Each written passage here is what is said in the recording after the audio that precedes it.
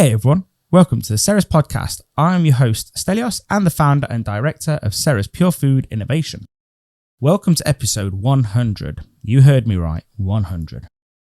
You know, I guess it's a milestone of sorts, but this is genuinely the beginning of the journey, so I hope you're enjoying it.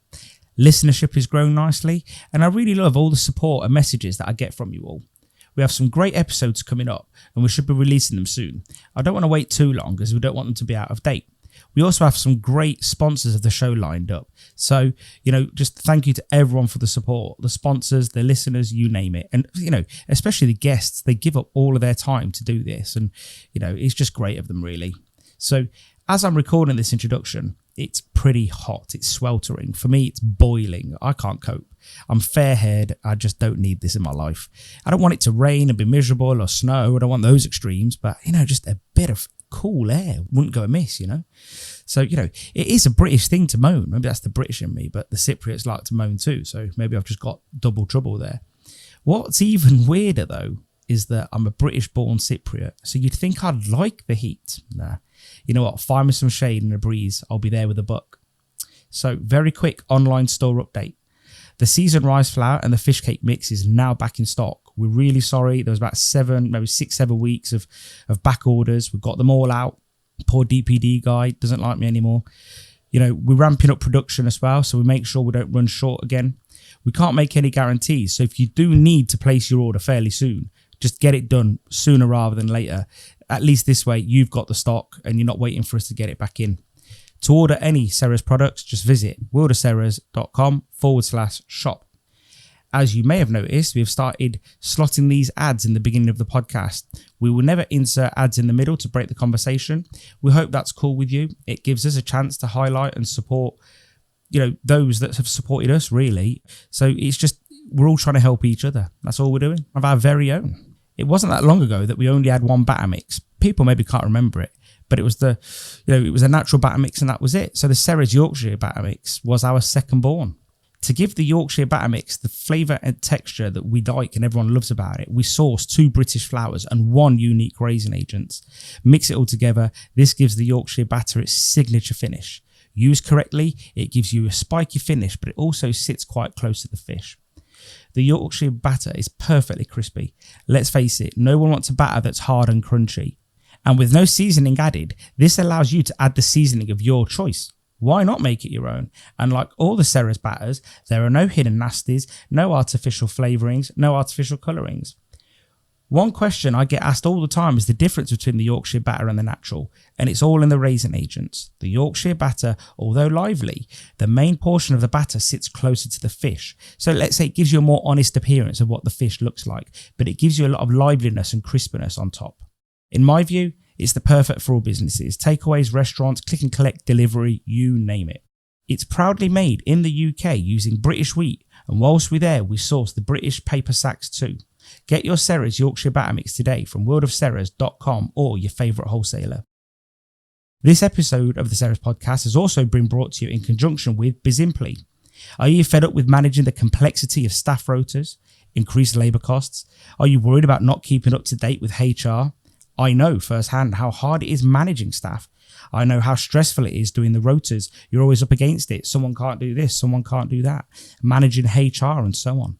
In some ways, though, managing the rotas was difficult, but HR is just a big headache.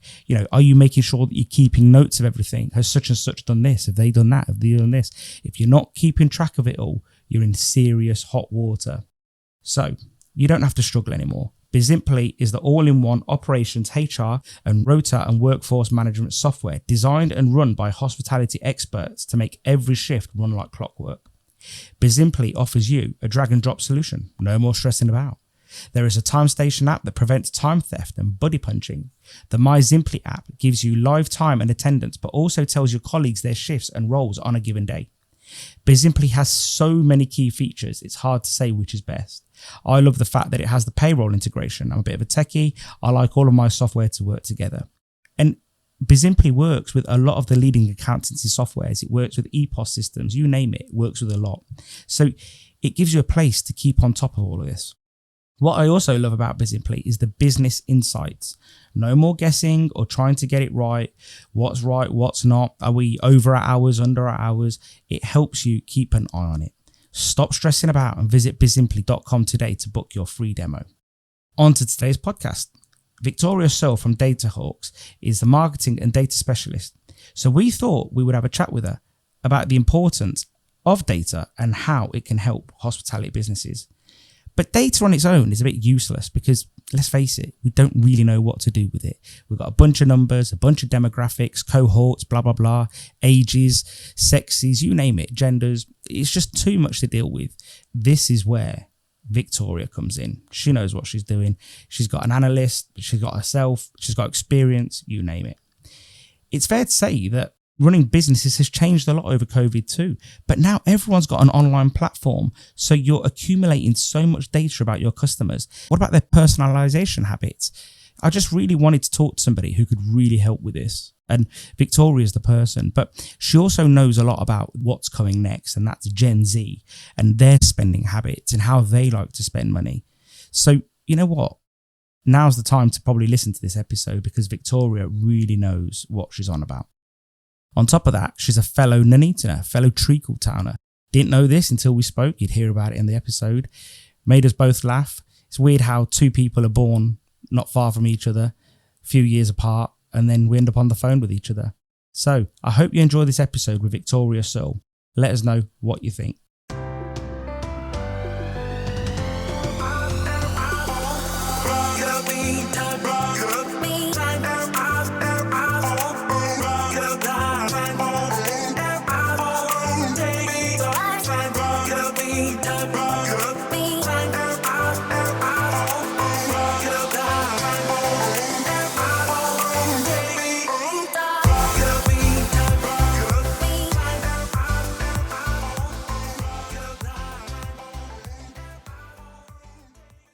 Victoria, how you doing? I'm good. How are you today? Yeah, not too bad. How's your voice? Well, it's come back, which is good. But yeah, I did have a bit of a post-football laryngitis, I'm afraid, a couple of weeks ago. Yeah. There was a few times that you sort of text me and you were like, oh, I think we need to hold this off. It was twice, wasn't it? And I thought, well, one was in anticipation and one was after the fact. So it was sort of like you just realised you'd learnt your lesson, didn't you, really? Yeah, exactly. I know myself, I know myself. Did you get really angry at the telly? You know what, I was being encouraging. I think that's what it was. I was being encouraging. And I did shout so loud that the cat leapt up in the air and then pegged out the room and didn't come back in for the rest of the game. Did the players hear you? You're not very far away, so did they hear you? Exactly. You can practically hear me from Wembley here in South London. So yeah, I think they probably did. So me and you had a little bit of a revelation on our first phone call, didn't we? We did. And I will say afterwards, I was thinking, during the first few minutes of our phone call, I thought to myself, this woman sounds a little bit like she's from my neck of the woods, but I didn't think too much of it. And then when you said Leicester, I just thought, oh, well, that's got to be it, because I went to Leicester a lot. But then to find out that you went to the same school as me a few years before me, I'll just say it like that. It wasn't many. It wasn't many. I wasn't that far behind you. It was enough. And then to find out that you actually had a job at a place that I know. That's true, yes. In fact, this is a bit of a tale of how you should never let a single mistake define your whole career, I think. Because had I let this little mistake define my whole career, then I wouldn't be sitting here nearly 30 years later, here to tell the tale. So, yeah, we have got a pretty close connection, it turns out.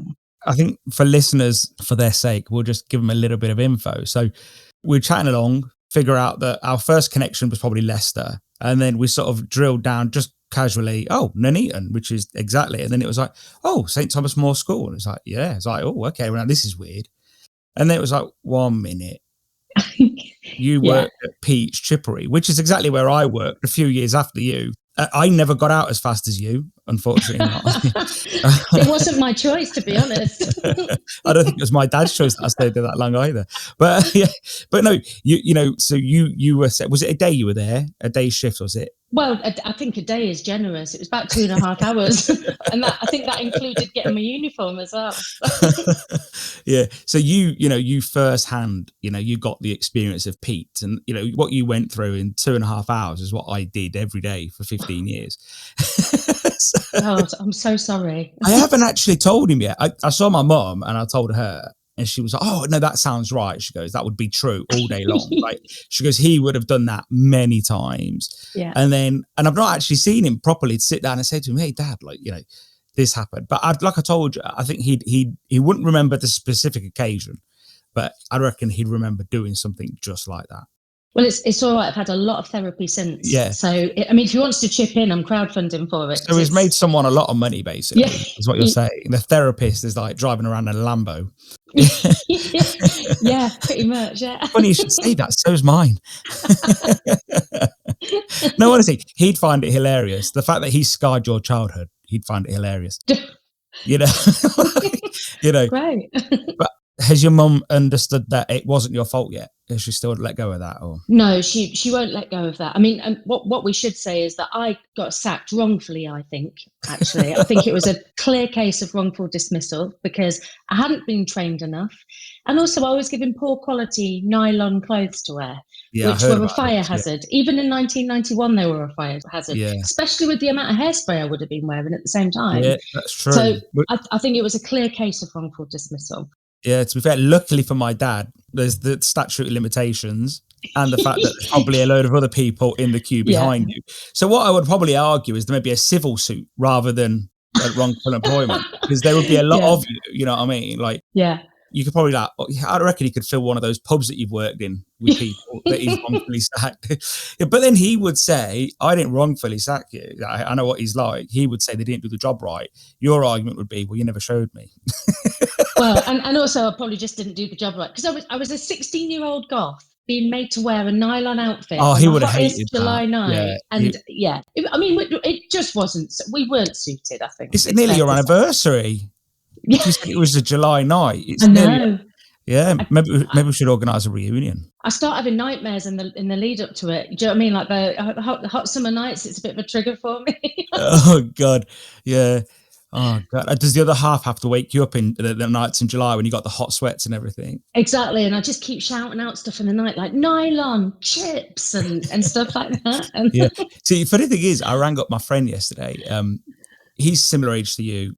You wouldn't know him though, but I rang him up and I said, because he used to supply my dad at the time with potatoes. So I rang him up and I was like, "Oh, James, you're not going to believe it." And he goes, "Oh, I bet I will." So I started telling him, and he's just laughing his head off. He just goes "You've got out your dad's business to go craft your own career." And he goes, and these little things just keep biting you on the bum every now and then. I was like, yeah, you just can't get away from it, honestly. Like, yeah, it's so true. It's so true. It is an absolute pleasure to have a fellow treacle towner on this podcast, So it's fabulous to be here. I only found out why they call it Treacle Town. Do you remember why? Just because you can't leave or something? No, I think it's because, do you know Sainsbury's? I was going to say, it's Sainsbury's. The old building that was Sainsbury's was a treacle factory. No way. Yeah, I never knew that. Lived in Dunedin all my life, just figured it out. Oh my God, I did not know that. I feel like I need to move back now and like put a statue up or something. Why would you do that, man? Like, what would you... I've moved to Atherstone. I'm pretty happy here. You want to at least put a good 5 miles between you and Nuneaton if possible.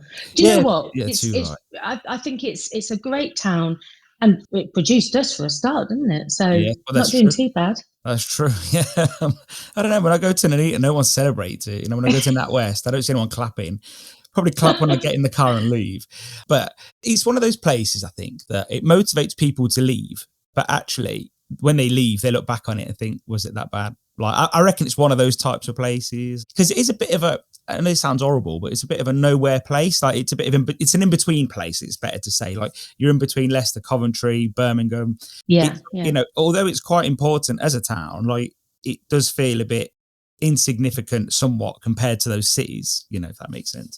But you probably had a really different experience, because as you've rightfully pointed out, I'm a lot older than you. And I did not point that out. You just mean, it's several decades probably. No, I mean, But we probably Stop had a it. very different experience of it, because when I grew up in Nuneaton, I was 16 in 1991. And Nuneaton was an absolutely brilliant town. It had Topshop, it had like 2 McDonald's. I mean, it was, what more could you want? It had a fountain that you could hang around in. As a 16-year-old, it was great. And also, it was dead easy to get to Coventry, Birmingham, Leicester if you wanted to do something that you didn't want your parents to see, which I often did. So, it was brilliant. But I mean, we had like 25 pubs or something in the town centre. It was a really fantastic night out. And now there's so little there. And I went back a couple of weeks ago and I was talking to my young cousin who's like 22. And he said, I couldn't think of 2 pubs I would go to in the Nuneaton town centre. And I really felt sorry for him, because I had such a great time there. Nuneaton's been massively neglected, massively. Like, it started on Abbey Street, where, it's typical of many high streets, but it started there. They then build the rope walk, and then you think, well, okay, now we've got this nice shopping centre, but it doesn't really suit Nuneaton. Yeah. And I think talking about high street regeneration, which is going to be important anyway, especially for hospitality. I was on a plane going to Belfast, and I was chatting to a guy who's from Hinckley, so not too far away. Yeah. And he said, he goes, I love Hinckley. I says, oh, why? He goes, well, I used to live in Nuneaton. He goes, Nuneaton's let go of its high street. He goes, whereas Hinckley's embraced it. He goes, they've pedestrianised it all. They've made parking free. The bus routes are really cheap to get into Hinckley. He goes, so you can just go there, spend all day in a restaurant, go to a pub, and you're not worried about leaving your car there because you're going to get a ticket or whatever. Yeah. And I think it just felt like they've done all the right things to keep their high street going. Whereas I think Nuneaton, which is almost like the bigger brother to Hinckley to some degree, they haven't done that at all. And I think you're right. Like, all of those pubs are gone. I think you've got 4 or 5 major ones now. And that's it. And I think it's a shame because there's no real eateries in Nuneaton either for a long time. I think now they've just opened a Loungers. Ooh, and don't get me wrong, Loungers is decent, but that is it really in the town. Yeah. I like Loungers, but I think for me, it's a shame. Like, I live in Atherstone and the high street is always buzzing, and you think to yourself, again, it's a lot smaller. Granted, it's a lot easier. But again, the whole free parking thing, it all helps because I can walk in. I don't do it that often, but I can. I mean, I don't, but I could if I wanted to. I'm not going to lie. And, I'm a big proponent of that. It's the thought that counts. So, I feel that, councils have got a long way to really think about this, and they can't just blame government. It's easy blaming government, but this is going to be a huge thing, whether it's Nuneaton or London. And that's a fact, because the high street, even in London, I was in London the other day and went for an appointment in Shoreditch. And it was, honestly, I got off at Euston. It was like, it almost felt like, not as bad as being in school on a Saturday, but it just felt weird. There was a lot less people. Yeah. And you think it's not like, usually when you get off on the train at Euston, everyone just piles out and you think, it feels a bit rat racy. Immediately you're in London, walk a bit faster, and it just felt like, oh, okay, I'll just stroll to where I'm going to go. So it felt a bit weird. Yeah, it did feel a bit like that. And I think everyone's sort of saying, oh, just let people work from home. And, maybe that could be a long-term plan, but I don't know if that's going to be great for the cities and the towns over the short term and the medium term. But everything's just going full circle though, isn't it? So Nuneaton's a really good example of this because, as you know, it's got a very long history and heritage, and I'm not taking the mick now. It really does go back a long time, and the town centre is full of those old workers' cottages because it was a really industrial town, and it's got a history going back centuries and centuries. And you kind of look at it now and say a town like Nuneaton's a perfect example where the people lived in the town centre years ago to do their business, to, get to the factory and all that sort of stuff. And you were seen as being a bit posh if you could live out of the town. And then it seems to have come back in where, the posher you are, or the more money you've got, the more you can afford to live right in the town centre or the city centre. And this is just the ebb and flow. And, London's done the same. It's it was all about the West End, then it was all about the suburbs. It was all about the West End again and the city. And I think that we, rather than sort of going, we've got to wait for it to get back to normal, we've got to go, we could be on a change here. How are we going to prepare for it? And we are going to lose loads of places in the city because I've got a 22-year-old daughter and she thinks the concept of going into an office 5 days a week, I mean, she thinks it's just a made up thing. She's like, why would you do that?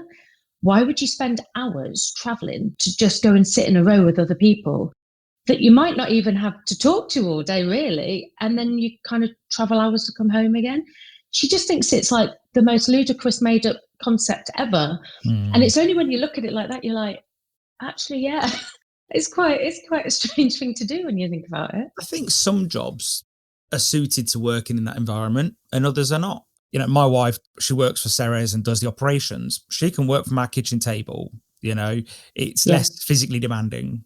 She's not picking up anything. She's not moving boxes around or pallets around. She's not on a forklift. However, we do need that too. She used to work for West Midlands Police. And at the beginning, it was an office. And then afterwards, when they got new offices, it was still an office, but they made it hot desking. So every day you went in and then you sat at a different desk. So they're almost telling you it isn't important having the stability of the office. So I'd imagine that type of job, actually, that person could work at home because it's better than going to an office every day where you have to queue up to pick a different desk.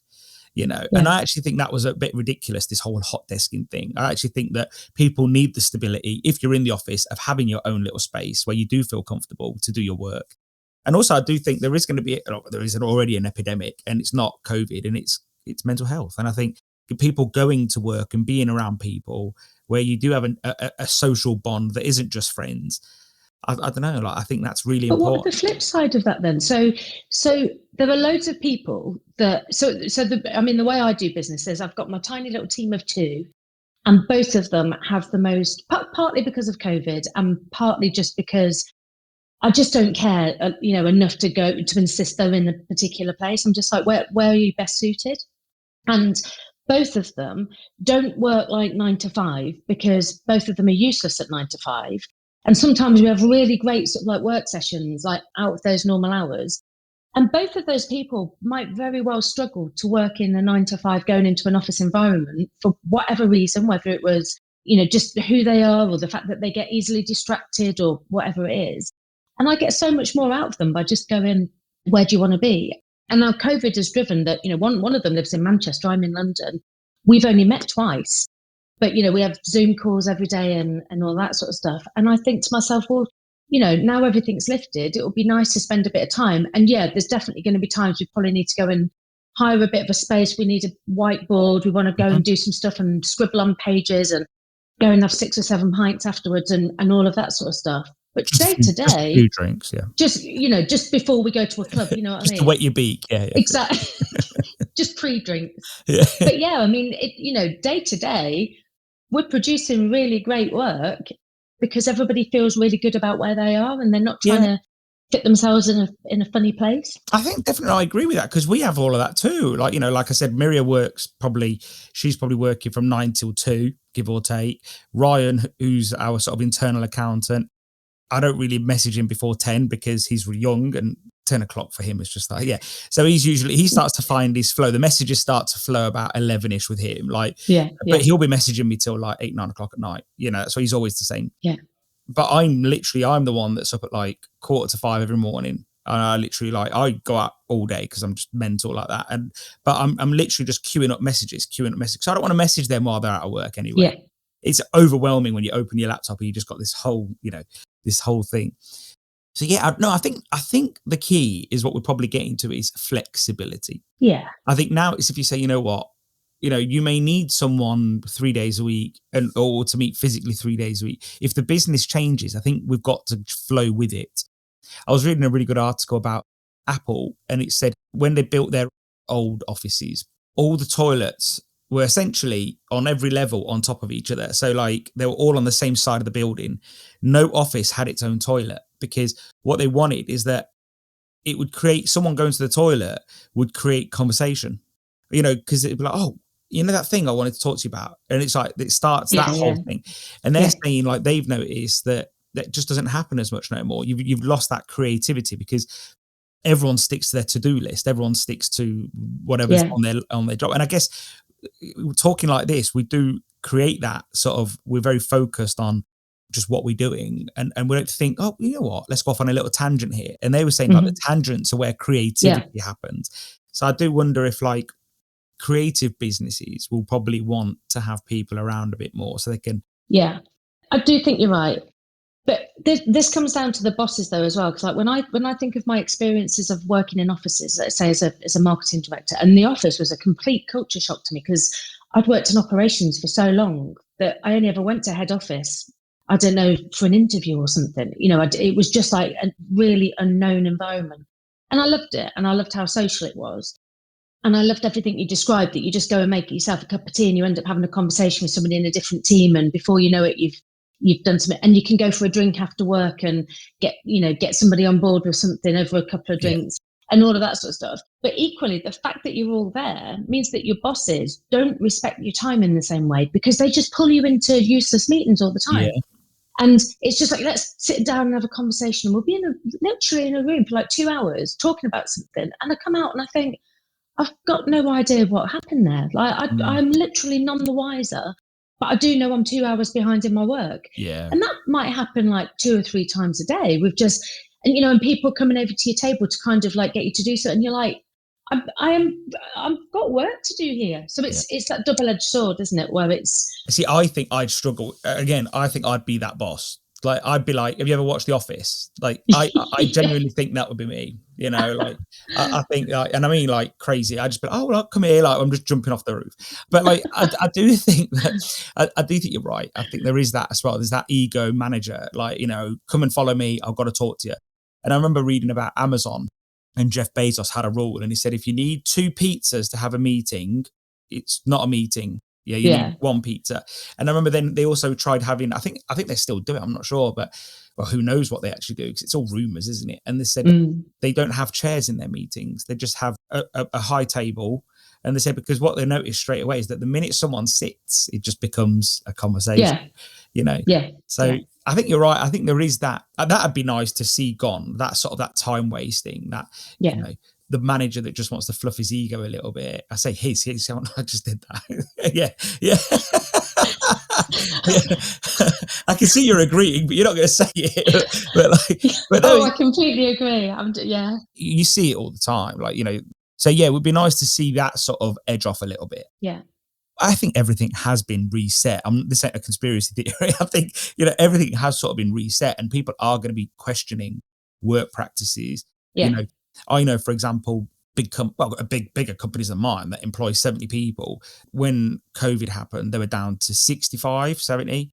So they employed 70 people, and then they were down to like 55-ish. And they were like, well, you know what? We're managing. Yeah. And they were like, you know what? I'm going to let those guys go, do what they need to do, get a job elsewhere, make them redundant, give them a nice little payoff. And then the money I'm saving, I'll make extra profit, but I'll also give those guys a pay rise, Yeah. So it was win-win for everybody. Yeah. And I think before COVID, I think most businesses just thought, well, I need 2 people in that department and I need 4 people doing that. But actually, when everything was up in the air, and you sort of think, well, we're still doing the same business, but I've got 2 people sitting at home doing nothing because they're on furlough. I can do this. So I think there's going to be a lot of that. And, when furlough ends, is it September, end of September? I think so, yeah. It's going to be interesting to see what goes down, because I think there's... Yeah, massively. But you have that thing of, and especially hospitality, but people will always do what they've always done. And I think the combination of the pandemic, which has made everybody just go, hang on a minute, people that are suddenly... I was talking to somebody the other day, and they do the classic thing. They're a marketing director. They're at their desk at like 7:30 in the morning. So Christ knows what time they're getting up. They're working all day in and out of meetings, get home late, miss their kids going to bed. They're sitting there all night on their phone, because you know what hospitality is like. All weekend they're on their phone. And because they've been doing a lot of work at home, they said, now I just have a little break in the afternoon, go and pick my kids up. We have a little bit of a play date. They go to bed and do a bit more work. Everything's just become a bit more like freestyle. Everybody's happier. And why would you want to go back to the old way when you've seen how life can be? So I think the pandemic has been a massive driver. And then the fact that we've got like this whole new generation coming up who look at the way, we're of a generation, especially me, because I'm several decades older than you, but we're of a generation where we grafted, we put in the hours. It's taken me until like the last year to get my head around the fact you don't have to be working around the clock to show that you're working, sort of thing. But that next generation, my daughter's generation, are all like, no, we're not doing that. I was chatting to an author on the podcast, and she wrote about Gen Zs, and she says They don't want to work like dogs. They want to have quality of life. They want to change the world as well. Like, so they've got all these ambitions and aspirations, and I'm not knocking them because, hey, we're all that age once. Even talking to, I've got a nephew and he was like, I want to do something that's going to change the world. And I was like, and I see that as, I feel like this is when you hear that at my age, I'm 37. I feel like my dad straight away. I'm like, pay, get a house, pay a mortgage, Yeah. And I think that's probably not, to some degree, in people's 20s, that's not an aspiration, buying a house. Maybe that's their 30s. But I think 20-year-olds want to travel, they want to have a good time.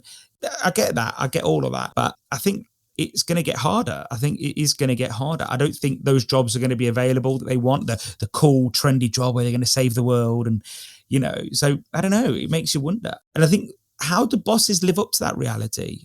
Well, maybe you can. So that idea of like kids 20 years ago, if you wanted to travel, you had to make a choice between, do you want a career or do you want to travel? Because you can't do both, right? And I went through a phase about 10 years ago of thinking, I wish I'd traveled. And then I kind of thought, there was just never a time, and I'm not that bothered anymore. But now there's no reason why you couldn't move to a different city, for instance, and still work, still do your job from that different city and experience different cities and moving around. And as long as you're putting in the hours and you're checking in on Zoom and you're doing all the work, maybe you could have a bit of both.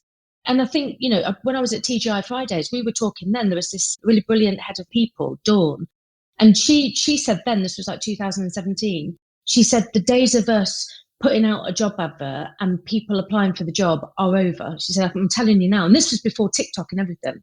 She said, what's going to happen is that people will be on social media, and a brand like TGI Fridays, who really depends on its people to be really larger than life and just real hospitality people, what the people team will do is they'll troll social media and go, you look exactly the right kind of person. Please come and give some of that to us. Please come and work for us. So it just completely switches that whole thing around. And so there is going to be a bit of an odd period. And especially for, if you're in that sort of generation above like us, I find myself saying to my daughter all the time, yeah, but you do have to work really hard for that. But her concept of working really hard is not the same as mine. Mine was work round the clock, just put everything into it. Hers is no, you work 2 hours. Do you think that will change? Do you think, not just your daughter, but anyone her age group, do you think they'll get to 25 and 26 and think, you know what, I'm into this job, I really love it, and it's got a bit hard, it's got a bit sticky, I've got to put a few more hours in, and then it almost becomes addictive, doesn't it? Before you know it, you're doing it. Do you think with age that will change? I don't know. I mean, I suppose everyone hits that age group differently, don't they, when it comes to work ethic? Maybe it's about choice. It's really interesting at the moment in hospitality how we've got a real shortage of staff for all sorts of reasons, but there's a real shortage of staff. And we've got loads of brands that are saying we can't open full hours because we just have not got the people. And you think, well, why are young people not flooding into hospitality like they did? I started literally pulling pints behind a bar in Nuneaton and ended up on the board of a company. It was graft, it was blood, sweat and tears. And I was that kind of person. But when you look at kids now, they don't want to do blood, sweat and tears. They don't want to do work round the clock and don't eat properly. They don't want to do, we used to think it was a badge of honor because I was bringing in the delivery at 5 a.m. I did all day, I did all night. And, about 23 hours later, I was like, right now I'm just sitting down for elated. I thought that was a badge of honor. I look at it now and I'm like, I don't know how I survived those years because I'm certainly too old and too knackered to do it now. But that generation, they don't want that. And maybe they want the choice. If I really want to throw my heart and soul into something, I can. But I don't want to think that's really all I have to do. The only way I'm going to progress is by half killing myself and pushing everything else, to the side that doesn't fit in with it. Yeah. Yeah, it's going to be really interesting to see just how everything settles over this next 2, 3, 4 years, because it is the perfect storm of pandemic, of Gen Z. The world is changing. It's never been easier to communicate. Big offices closing because why would you have a massive office when people can do the same job from home?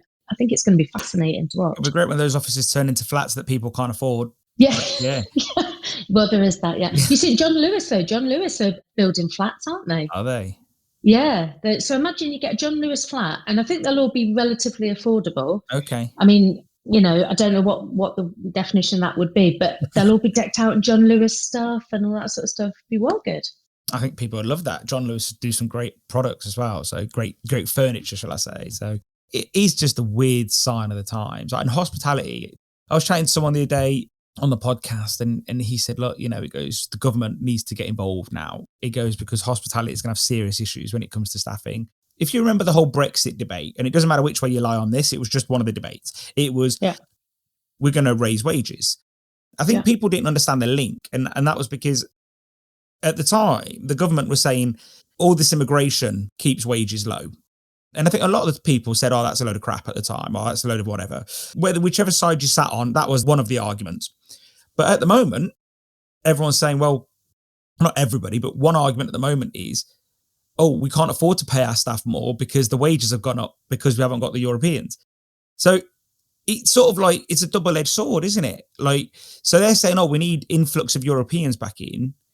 But I think that you've got to be careful because, like you said, COVID has changed things. The Gen Zs have changed things. Brexit has definitely changed things. Landlords, they're going to have to start saying, you know what, we can't demand the 120 grand a year rent. We should go for the 70 or go for a profit share or something. Everyone's got to start looking at this. But he was saying that the government are going to have to step in and fix something. He doesn't know what it is. Nobody does. He just thinks that it's bigger than the industry. But then is the government going to step in to help restaurants just on their own? I don't know. I think we saw that, at the peak of the pandemic, how, in my opinion, little the government did, because it really felt at the time that it was, I don't know, they were just the scapegoats for everything. We got Eat Out to help out, and that helped a lot of operators. I didn't agree with it because I don't agree with discounting like that. Mm-hmm. But it gave a shot in the arm to a lot of operators, so I appreciate it. But when you think of the communication, there was no understanding or grasp of how hospitality works. So you had, announcements saying we need to close everything tonight, not realizing, hang on a minute, we've got 5 days worth of fresh meat, in our fridge. Where do you want us to put that? When everything was reopening, it was like, okay, well, let's reopen immediately, not realizing it takes days, even weeks to prepare for that. You've got to get all your orders in, all your prep, you've got to clean, you've got to go through all the routines. You know all this stuff.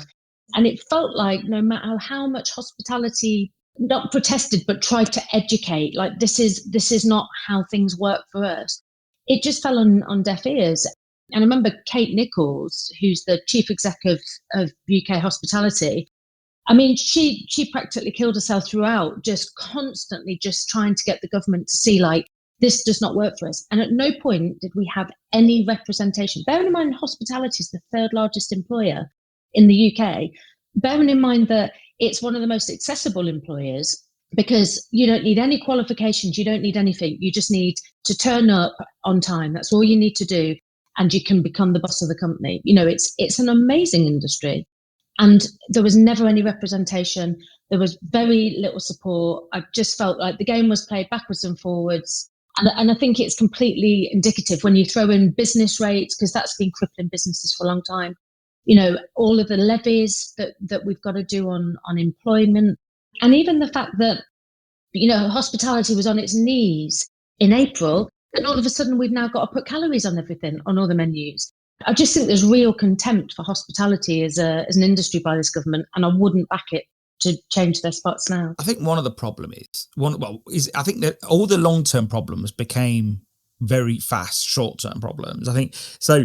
The fact that the industry doesn't have a hospitality minister, and that was something I've done a podcast twice with Kate, and we spoke about it both in depth. Then all of a sudden, COVID happens, and everyone can shout all they want, but you are shouting at a wall because there's no one there to receive your message. Yeah. So, and that really showed itself. With government, I think people don't realise, I'm not defending them. I just think that, I think it's a double-edged sword. We say that they're either got too much involvement or too little involvement. And I think no one's ever going to be happy with that. You've only got to go through my Twitter feed, and I keep my Twitter feed pretty open, and it's pretty mixed. So I've got, left, right, pro-Brexit, post, all of everything. And, literally you can see two tweets next to each other, and one's like, oh, like we should lock down, and the other one's like, oh, we should never lock down. And you just think, whoa, so I think whatever the government does in that respect, no one's ever going to be happy. Yeah, I wasn't a huge fan of the Eat Out to help out. I didn't support that. I didn't go out as a consumer like that. I just thought it was a bit too early for my liking, and not be funny. I'd rather go. Actually, I went after the Wednesday when it was a bit quieter, and paid full price. I thought that was better, Yeah. to be honest. Cool. Just on that though, a little tangent there. One thing I did notice is that what hospitality did miss was the grey pound. And they were the ones that couldn't go out. And they were the ones that would have gone out in all the off-peak, went on the quiet times, and they couldn't go out. So that money was missed anyway. But yeah, I do think you're right. They didn't figure out, let's give these restaurants a week's notice to, but then there would have been people at the same time that would have been like, oh, they left it open for a week. So whatever happens, I just feel like there's always someone that's going to point the finger. But shouldn't you ask the people? Shouldn't you? So if you're sitting there and you're making decisions, and yeah, I agree with you, because I myself are kind of feeling like mixed about it. Part of me is like, I want everything back open because my business depends on everything being back open, and also like I just want things to go back to some semblance of normality. The other part of me is like, no, because I can see the impact it's having on people I know in hospital and cancelled appointments and stuff like that. But, we can't live like this forever. Yeah. And, there's so much kind of going on. But when you're making massive decisions about an entire industry, one that's got such clout, when you just think of the tax that our industry pays, in terms of like, duty on booze and food and stuff like that, bearing in mind it's battered by increasing food costs and stuff, through Brexit. You've got all of these headwinds. And I think all you have to do is go to Kate, and it is Kate Nichols. There's no one better. Get Kate Nichols and sit her on a panel and give her the title of, Minister of Hospitality and Retail or whatever, and sit her down and say, what do you think? What do you think your members want? And then if she puts an argument forward and they say, okay, well, we've heard you, but what we're going to have to do is this, because this is what we think the general public want. Absolutely cracking. But they never asked her, from what I can see, I think when I spoke to her, she said that, she had a few people's ear there, but then she, and it was her, there was nobody else, like you say. She had a few people's ear, so she's constantly putting stuff their way, her and her team constantly barraging them, in their offices and their PAs. Yeah. She said, look, they've assured us this, and they did that. And she goes, a lot of the time they did explain what was going on. But I guess it's one of those things. The government's always going to say, we've got to go with the collective, not just one industry. Yeah. When I was chatting to someone the other day who's got a restaurant, he said, look, I've been quite lucky. He goes, I can keep my restaurant open, blah, blah, blah. In the greater good, we did all right. But what he does want is just move past now. Let's just get sorted. And, and I think I did agree with, a statement that I saw Boris said the other day. I don't know the whole context of it. And it said, we've got to open at some point. So it might as well be now. And I think this is it. We can keep pausing it. But at some point, it's like, if we've got loads of people double vaccinated, then just let everything else weed itself out. In my non-professional opinion, obviously, you can get sick of this now. Like, how long is it going to go for? Yeah. And I mean, I would never want to be the Prime Minister during this time. And I really do see both sides. I want everything open. And I think, we're going to have to find a way to live with this, because this is not going away. I mean, I've got two friends at the moment who are both double vaccinated and have both got COVID at the moment. Now, they've got it milder than they would have had, but this is going nowhere. We've got this now, like the flu or whatever. My worry is that, I can see the impact. I've got family members in hospital. I can see the impact on that. And there's a part of me that's just like, no, like I kind of want to protect them. I think these operations are going to be backlogged for ages. 13 million operations are backlogged at the minute. 13 million. Yeah. I need an operation on my eye. And I'm just thinking now, it's going to be ages. I'll have it done and then I'll get cataracts when I'm 70, So it's like, we have put the world to rights, Victoria. But what I really want to know is, what is DataHawks? That is what I want to know. That's why I've got you here. Oh, thanks. I didn't really care that you was from Lenny, and I want to know about DataHawk. It helps though, doesn't it? I mean, listen, when I'm going to collect my Global Business Award or something one day, or I'm getting my damehood or something, I won't forget Nuneaton. I'll come and post for a statue anytime. Like, don't worry about it. Maybe we'll take down the George Eliot one. Yeah, she's had her time. She's been there like 100 years. Exactly. She's had a moment. Feminism's done with her. She's had a chunk of feminism. You know what I mean? Exactly. I'll have George Eliot's podium. So what is DataHawks? Well, I'm glad you asked. So DataHawks kind of came from, I've got nearly 30 years in hospitality, and I was an operator for a really long time. And what I loved about operations is that whole, if you do this, it can result in this. And I was quite keen on all the numbers. And, just seeing how if you can save 1% on your margin, this is what it does to your profit and all of that sort of stuff. And then I moved into marketing because I really believe that, marketing and operations are two sides of the same coin. So I just felt really sort of like strongly that, I could do both and had a really good career in marketing. But I got really, really frustrated at how little we look at numbers in marketing and how understood it is by anybody on the board. So, if you're an operator, it's all like, well, you're dealing with all the numbers, and that's really important. And if you're finance, it's like, well, you're dealing with the numbers, so it's really important. And if it's HR, it's like, well, you're dealing with all the people, that's really important. But marketing is just like, well, it's your colouring in department, isn't it? Like they make the posters. And you probably know enough about me now to know I didn't enjoy that title. No. So I got really frustrated by it. And I just kind of thought, you know what, we're not respected as a function. We're not taken seriously as a function. Marketing's always like the light relief that gets done when everybody's had a busy day of spreadsheeting. They go, right, what can we do with the colouring in team? And it just completely undermines marketers because that's not why we're there.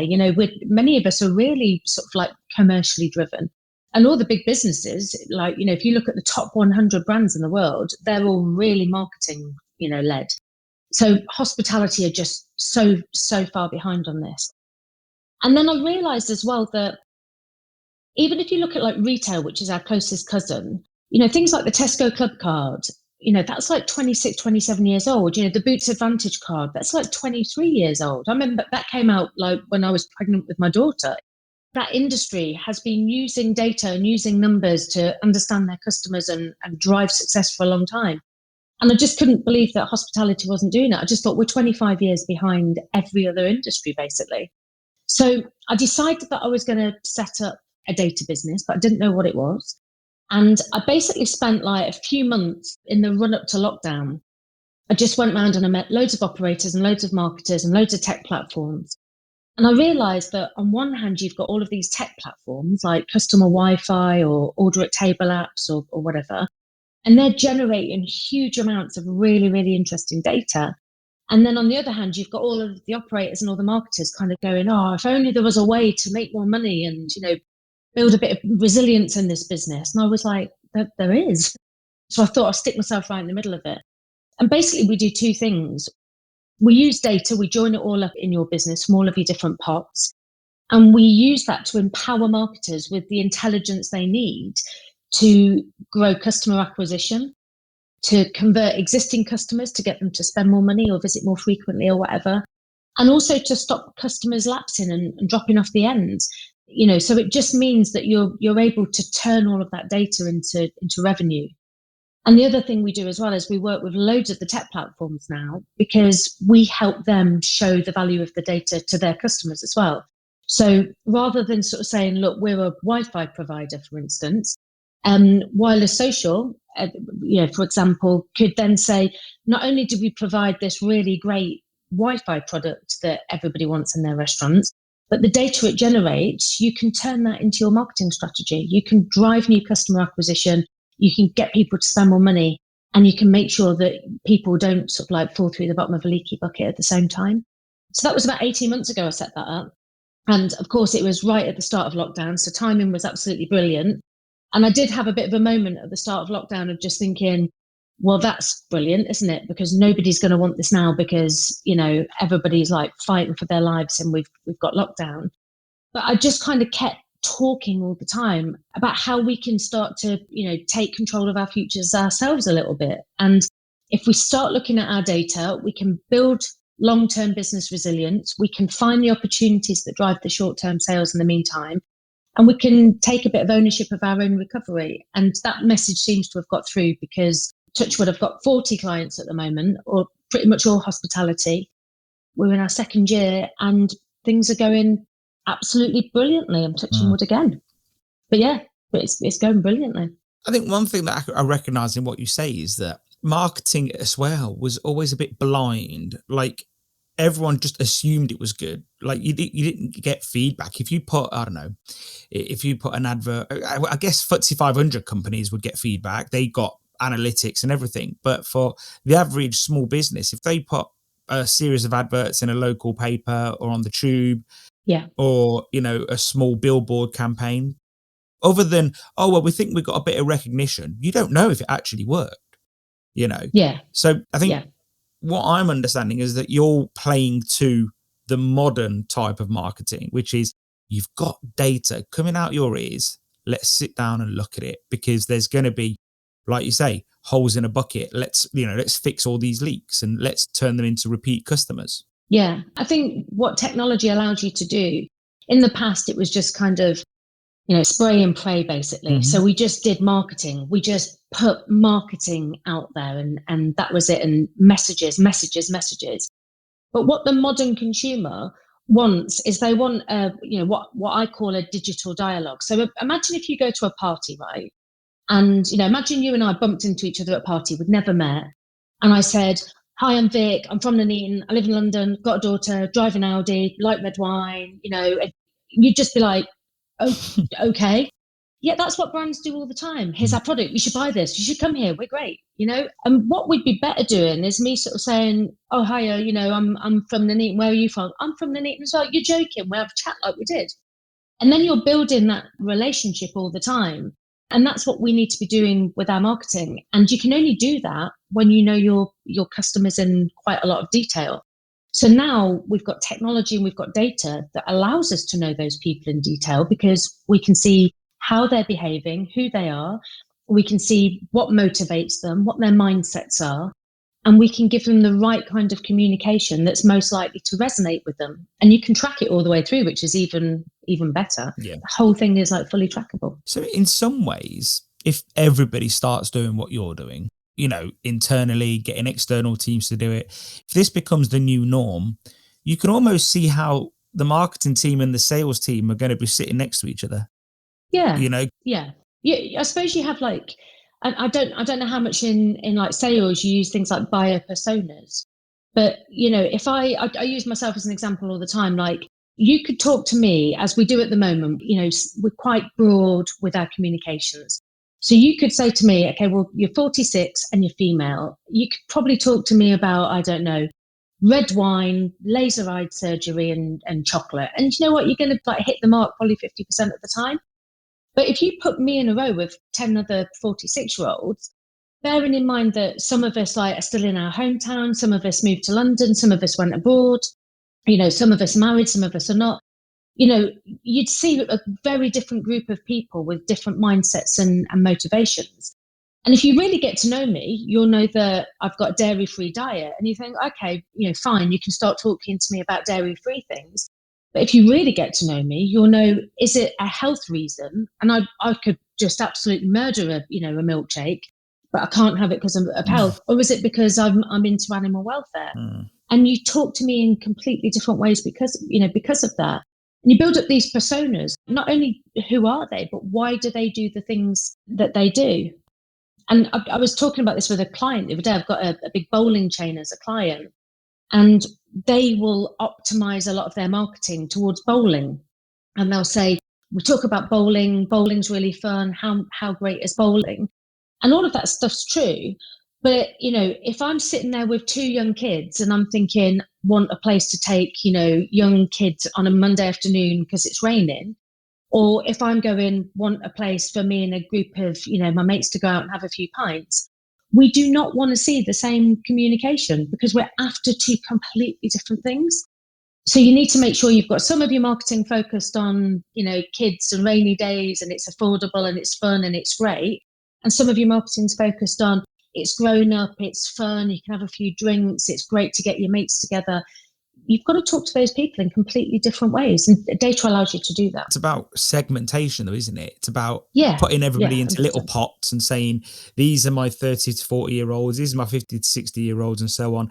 Then this is the people that have bought X, these are the people that have bought Y, and then just keep drilling down. And we use this with a bit of, not over the top, because we haven't built up a big enough pool yet, but we do a little bit of this at Ceres. And, we know who's bought what. We've got them all tagged. We know everything. Yeah, great. And we know that, if we want to put out an offer or a coupon to people that have bought X, we know only to send it to those because they've bought it. Or if we want to go after people that haven't bought it yet, we've got that option too.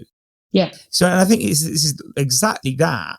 But he's right. Like, if you're targeting my wife to go to bowling, you've got two options, haven't you? You can either target her as the mother of the kids, or you can target her as her and her friends. And it's two completely different messages, isn't it? Yeah. And she wouldn't want to land on the website. And if she's there for a night out, she's like, I want to go out with my mates, I want a night out. She doesn't want to land on the website and see loads of pictures of kids running around, because that just reminds her of being at home. Yeah, exactly. And vice versa. So we make sure we're showing the right response to people to give them the biggest chance of going, I'll do that. So what you're suggesting in some ways, to make it easier for people that don't really understand data, is it's moving away from a blunt instrument and going over to a scalpel, isn't it? You're literally very targeted approach. Yeah. And do you know what? This is crucial, actually, because one thing is an industry that we're not, I suppose, accepting or acknowledging yet, is that we live in the era of personalization now. So if you think back to like the 90s, when I first started in hospitality, early 90s, there were loads of brands popping up. It was everything from like your Wagamamas and your Yo Sushis and your Pretz and all the different pub brands and everything, and they were popping up left, right and center. And if you had wanted, to eat, camel milk on toast, you would have found somewhere that sold it, because it was all just choice and innovation, and it was really exciting. And then you kind of move into the 2000s, and, we've got the internet, and all of a sudden, if you're sitting at home trying to decide where are we going to go for dinner tonight, you look on websites. So you can decide almost in real time where you want to spend your money. And that was where the whole kind of voucher economy came from. Because, if you're sitting there looking at Pizza Express and Zizi, and you're thinking, well, much of a muchness in many ways, no disrespect to either brands, but they're pizzas and pasta places, then you're going to look at it and you'll go, well, I'll go to that one because that's got 25% off, for instance. So it really drove like that whole voucher economy. And then you get into like the 2010s and Instagram, and we forget Instagram's only 11 years old, and it's changed the world. Like, it's changed everything we do, and how many people communicate.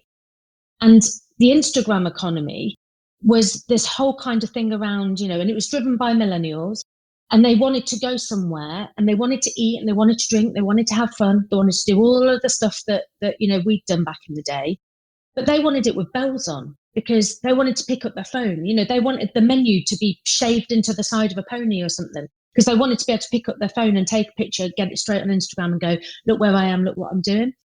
But the millennials that drove that whole experience economy about 10 years ago, they're all turning 40 now. The oldest millennials, I think, turned 40 this year.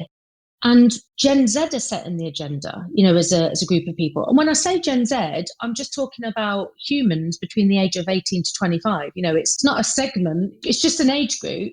But Gen Z are completely different to any other, generation before, because they have grown up in a completely different time. They don't remember a time before Spotify, before Netflix, before Deliveroo, before smartphone. They've no idea what it's like to live without a smartphone. And so they're sort of setting the agenda, because they want to eat and drink, and they want to go out, they want to do all of the other stuff that people want to do. But like everything else in their life, they want it exactly on their own terms. And so we have to cater to these people, because Gen Z account for 40% of the eating out market. And that doesn't even include all of the older groups they influence. And, I've talked about my daughter. If she says, let's go there for lunch, I just go, all right, and I kind of just follow her with my card, sort of thing, So they have a huge influence, but they're worth 40% of the market themselves, not even counting all of the older groups they influence. And they want everything on their own terms. And that means that they're looking for like uber personalization. And if you're not looking at your customers like that and trying to narrow them down to segments of like minute little segments, they will go elsewhere. Because, and I say this all the time, if you don't get to know your customers in intimate detail, you will lose them to the brands that do. That is a fact. 2 case studies that I was reading about recently, and you can see it really. Like, if you look at all car companies, about 10 years ago, you had estate saloon, hatchback, convertible.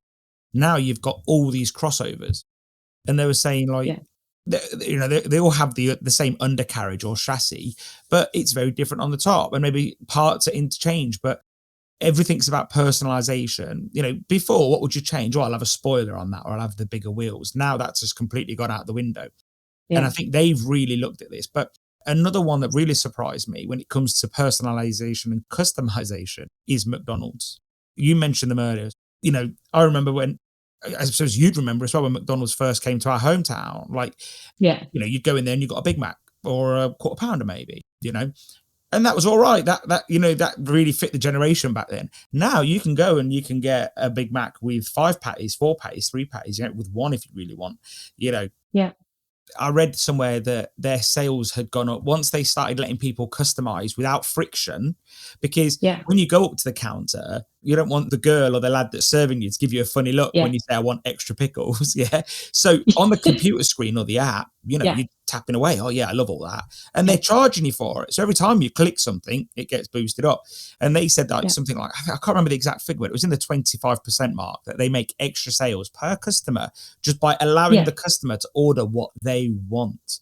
Exactly. And I'm from the fish and chip industry, and a lot of the time my customers will say to me about their customers, it annoys me when they want something different. And I'll be like, look, make it easy and charge for it. That's it. Just, have a little button there that says, it's 40p for that. And that's it. And he goes, and then they're going to moan they've got to pay more. And I was like, they probably won't. They'll probably just say, can I keep tapping away and have what I want? Exactly. And I think that's where these extra sales, you're shaking an easy tree because they're already in your shop or on your app or on your website. Then I was chatting to a customer of mine the other day, and he started doing these really nice cakes for his dessert menu with this fish and chips. And he says he charges £5 for them because they're really nice. They made it a nice local a nice bakery in London. And he said, I don't need to sell them, but he goes, people buy them. He goes, you buy the Lotus Biscoff ones, and I've not got a sweet tooth, but I tried a little bit and they were nice, but he was saying like people feel like they're getting something personal, like they can't get it from anywhere else, rather than just getting a pot of Ben and Jerry's or a pot of Haagen-Dazs. And so I do think, you're right. I think this sort of really nailing down what that specific segment wants is really going to help your business, isn't it? You see, you're 100% right about McDonald's, and it's a great example because not only has their sales massively gone up, and don't forget, it was only maybe 5 or 6 years ago that people were starting to panic about McDonald's a little bit. Like, how could it keep up in the new world? And, and it was all kind of bush behind sort of thing. But they've adapted. They've been really clever. They've adapted. They've used technology.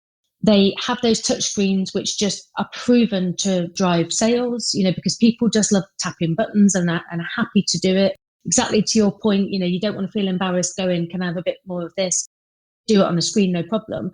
But they've reinvested the money that they've saved on the team. So that's why you get it brought to your table sometimes in some of the restaurants. So you're actually getting a better experience than you ever did, and it's much more personal. And I was listening to Luke Johnson the other day. He was saying about how, the only reason that people were going to McDonald's was because there was no other casual brand that, was that price point, and that's why they keep clearing up. And I thought, no, it's not. It's because they've adapted. It's because they give people what they want. They've kept up with their technology. They use their data. And you know what? Their offer feels as fresh as it always has. So I would totally back McDonald's to come back even stronger in some places. I think he has a point, but so do you. And I think if you bring that all together, that's what makes McDonald's so successful, because he has a valid point to some degree, but that only explains 1% of their success. What about everything else? And like you said, it was only 5 years ago that people thought, oh, McDonald's are on the ropes here. Like, they were never going to go bust, but it was a bit like, is this the beginning of the end? And no, it was the beginning of the new beginning. And it's almost like, when we start to worry, they've already got a new plan in place all the time. And I really rally for McDonald's because I think that they show us the way every time. And a great brand. And it costs nothing to go into a McDonald's and copy their ideas. Nothing at all. Because if they've already got it, then it means it works. You don't have to think about implementing that in your business. So I think, but they were quick on getting their app sorted, and I use their app all the time. I just go in, sit down, order it, comes over. And it's just so easy. Of course they're data mining me, but hey, that's the game you play. Like, you're going into that, into that environment. You've got to get involved. But do I feel stalked by them? No, I don't get any emails off them. I don't think I've ever had an email off them. So they know how to treat their customers. my brother has a mailing list. And I probably get one off him twice a week. And I say, look, you got to slow down, son. Like, you're saying the same thing. And he's like, oh, no, but it gets the message out there. I said, no, I get what your point. But, we had a conversation a while ago about SMS messaging. And I said to him personally, I'm going to give you my advice. I wouldn't do it personally. And he goes, well, why? And I said, I'd do email. I said, yeah, but email is different. Email makes you think like the email box. It's a non-personal space. It almost feels like a workspace. Mm-hmm. Whereas SMS feels like a mate space. Yeah. And he did do it. He said, I've had loads of complaints about SMS. I'm going to stop doing SMS. I was like, well, I did tell you, but at least you tried it, and I know what it's like when I get regular messages off people I like, let alone people I don't like. So it's like, I know every time I see your name pop up, Stelios, I'm like, block, No, I'm not there. SMS is an interesting one. I like my wife. Yeah. No, to be honest, we've been in touch. We've both been talking about you. No, SMS is an interesting one because like how the QR code came back in the pandemic, and it was like just when you thought the QR code was dead, it rose from the grave, sort of thing, and it came back, and it's massive again now. And SMS, and it doesn't work for all businesses, but I've started to see some really interesting results from that because it has a 95% open rate, and it's so there. And the thing is, again, with this Gen Z crowd, is that you and I are probably a bit more attached to our email inboxes, than that group, because we're in the email world. They're not. They use Slack. They use WhatsApp groups. They use all of that. And so to get through to that generation, you've got to send it to their smartphone so it comes literally up in front of their head, because they're not opening emails like we did. Every industry and every case is different. So in that case, he's better off carrying on, and then slowly, as those people that don't like it come out of that and click stop or whatever, he's left with the people that do actually like it. And chances are, after it comes out the wash, if he ever looks at the data, it's probably a bunch of young people, isn't it? Yeah, I bet it will be. And that's the classic example of you've got all of these different marketing levers to pull. It's a case of working out, what's best for your business and looking at the data, looking at the results, because the days of just going, I'll just keep doing marketing.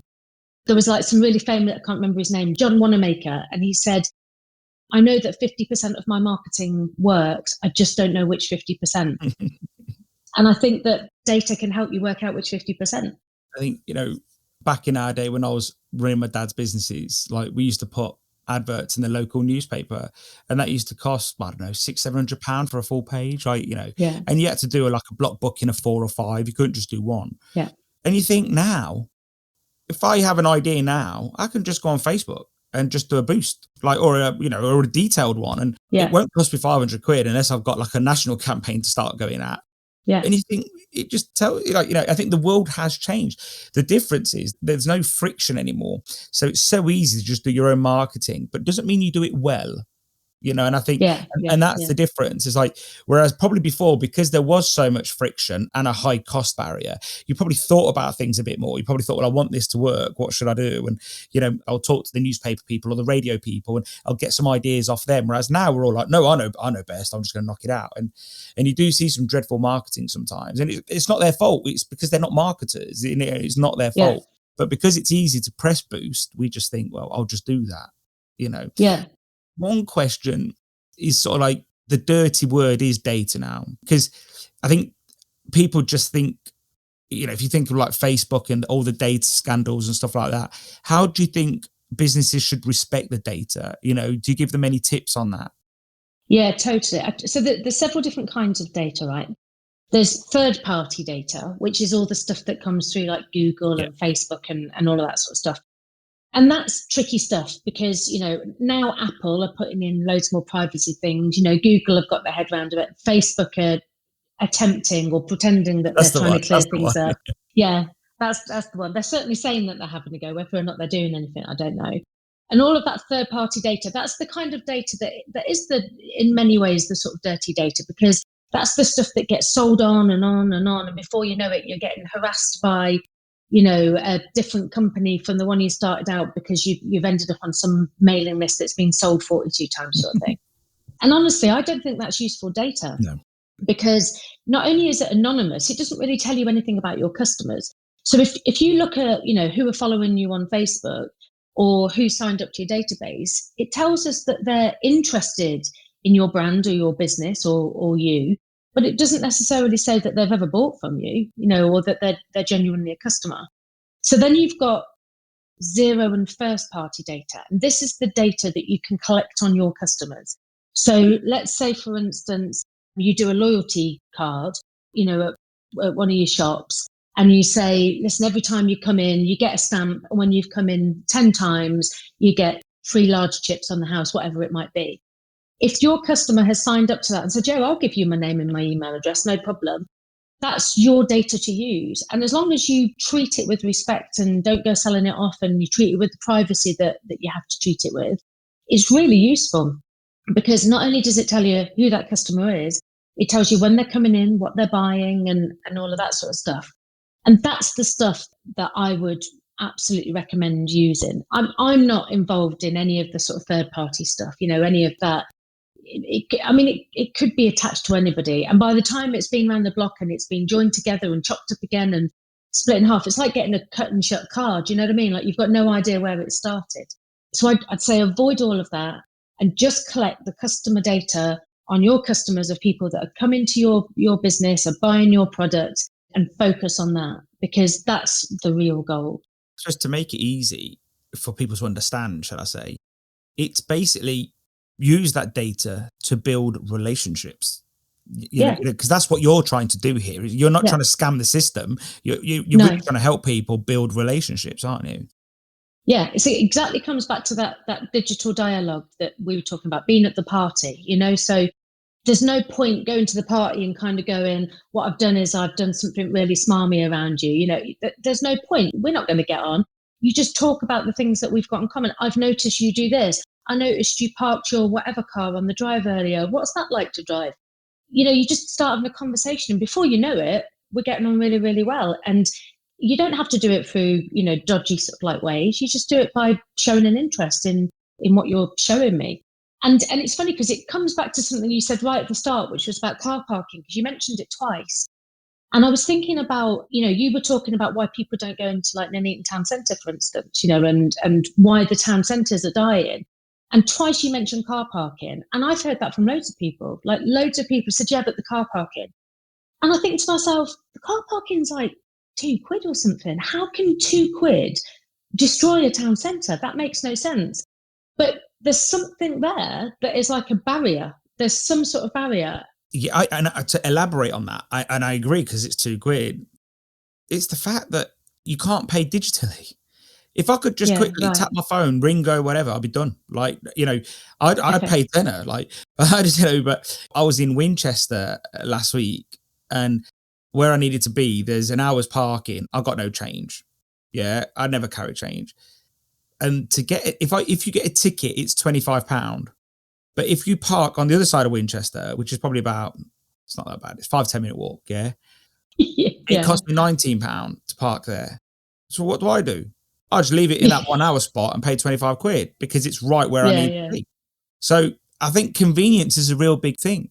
I think so. If those machines said, "Oh, we can do this or do that," and I think town centres haven't caught up with the relevance of today. Yeah. So if you remember when we were younger, because it would have still been relevant for both our age groups, you had very strong markets on Saturdays. You had I can't think of it. Like, I remember going to school, all my friends were going to town on a Saturday. It was a thing to do, because they were going to go to Mackey's or Woolworths to get loads of whatever, and my mum would probably go to M&S and Debenhams. And there was something for everyone. Now there's something for no one. There's charity shops and bookies. Yeah, so parking isn't the be all and end all. It's just one thing. But it's important. Yeah. It is important. And it's something that needs fixing, because if you're there in charge of, say, marketing for Nuneaton Town Centre, you're going to be going, we've got Rope Walk, we've got a new shop, look at this new shop that's open, look at this whatever. And you're like, great. And what you need to do is like drill into that nub and go, no, the thing that people are telling us time and time again is it's parking is the issue. And so they just kind of go, we've now just got pay on your app or free parking. All the shops have clubbed together and we now do free parking, whatever it is. But that's the thing that you wouldn't necessarily notice, because you're too busy just talking about all the stuff you want people to hear. And you haven't heard what somebody's telling you really clearly, like parking is, it's just the barrier. It's That last barrier. It's £2, but it's a barrier. Yeah. That's what it is. No, so true. Have we missed anything? Have I missed something really important that I should be asking you? I don't think so. No, I think I've really enjoyed the chat. I think we should probably take over Nuneaton. Really? I'll drop them an email and see if they want our services. Yeah, they probably won't want mine. Between the two I've of got us. a toxic last name, so you'll be all right. Yeah. Well, I must admit, I've got a toxic work history. I've heard. Yeah. When they find that out, I'm blacklisted in the chip shops of Nuneaton, I must admit. Yeah, it is weird, like how everything goes, and you sort of like how serendipitous it was that you just end up on the other side of the phone. It's weird, isn't it? I know. But I cannot get my head around. But I must admit, it has laid a bit of a ghost to rest for me because all of these years, I've kind of just thought, because at the time, because what the listeners like didn't get at the start was, not only did Pete sack me 2.5 hours into my first shift, like properly pointed at the door and just went, "Get out," he phoned my mum. And you wouldn't do that now, but he had my mum's landline number on the application form. So he phoned my mum and told my mum that I had a bad attitude. So of course I'd gone out that night. I'd gone straight from the chip shop to go drink cider in the park.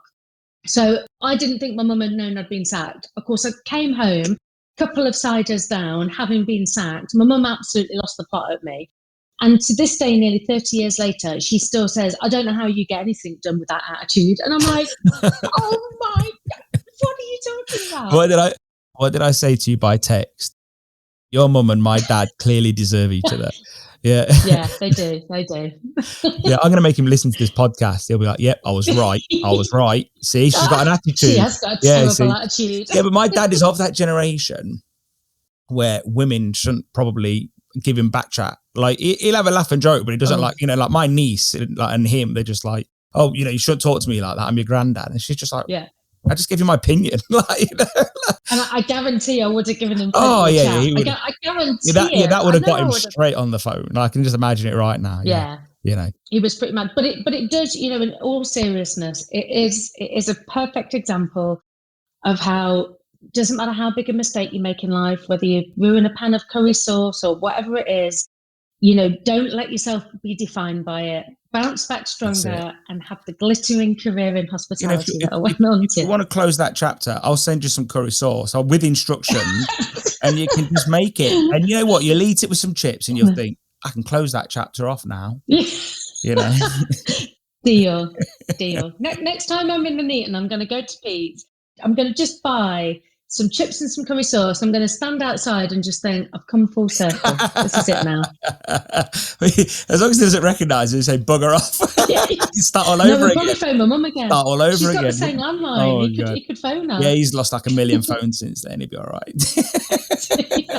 Well, Vic, it's been absolutely brilliant to have you on. And I've loved it. Thank you so much. When I'm in the big smoke, we'll try and meet up and grab a coffee.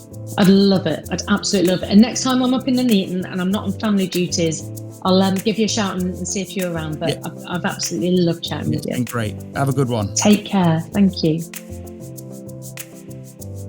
Big shout out to Victoria for joining me on the Ceres podcast. If you want to follow Victoria, then look her up on Twitter or LinkedIn. We will link to her and DataHawks in our show notes. Big shout out to our episode sponsor, Bizimply. Visit bizimply.com to reduce your staffing headaches, take the hard work out of rota planning and employee HR tracking. And also, big thanks because the Ceres podcast is brought to you by the company I also own, Ceres Pure Food Innovation.